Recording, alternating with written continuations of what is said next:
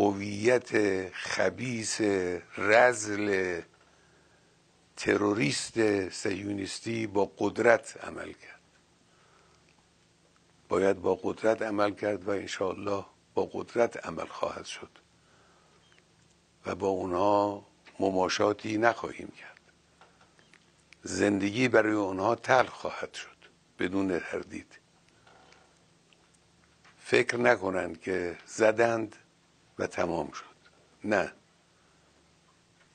کار رو اونها شروع کردند و جنگ به راه انداختند.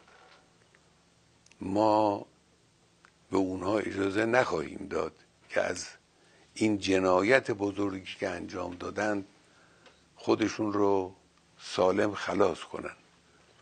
مسلم نیروی مسلح جمهوری اسلامی ضربه های سنگینی بر این دشمن خبیث وارد خواهد آورد. ملت هم پشتیبان ماست، پشتیبان نیروهای مسلح و جمهوری اسلامی به اذن الهی بر رژیم صهیونیستی فائق خواهد شد.